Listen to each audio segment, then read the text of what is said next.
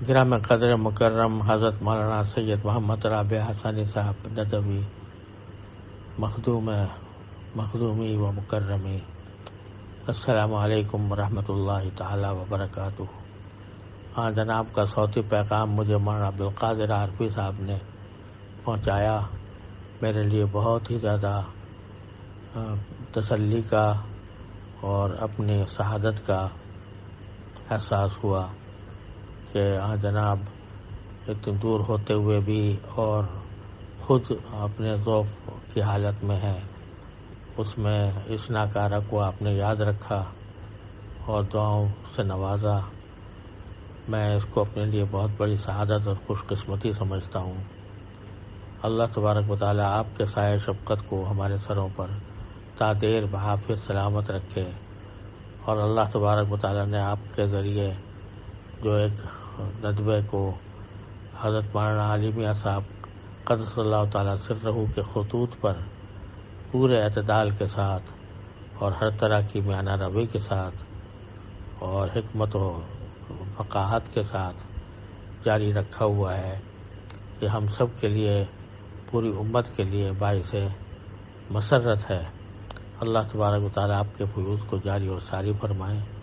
میں آپ کے اطمینان کے لیے عرض کرتا ہوں کہ الحمدللہ تقریباً 2 ہفتے میں بیمار میں بہت رہا، لیکن الحمدللہ 2-3 دن سے میں روبہ صحت ہوں، اور اب مسجد جانا بھی میں نے گاڑی میں مسجد جا کر نماز پڑھ لیتا ہوں، اور تھوڑا تھوڑا سبق بھی شروع کیا ہے۔ کمزوری بہت زیادہ ہے، لیکن الحمدللہ اس میں بھی روز بروز افاقہ ہو رہا ہے۔ میں آپ حضرات کی دعاؤں کا بہت ہی محتاج ہوں، ہر قدم پر اللہ تعالیٰ کی تذکیری کا محتاج ہوں۔ امید ہے کہ آپ جیسے حضرت علامہ حضرت ہمارے حضرت مولانا سید ابوالحسن علی ندوی رحمۃ اللہ تعالی علیہ و قدس اللہ تعالی سرہ جس طرح اس ناکارہ پر شفقت فرماتے تھے، الحمدللہ مجھے آپ کی شفقت بھی اسی طرح حاصل ہے، اور الحمدللہ میں اپنے سعادت سمجھتا ہوں کہ آپ نے اس تعلق کو ہمیشہ محبت، شفقت، مہربانی، خیرخواہی کے ساتھ اس ناکارہ پر مبذول رکھا۔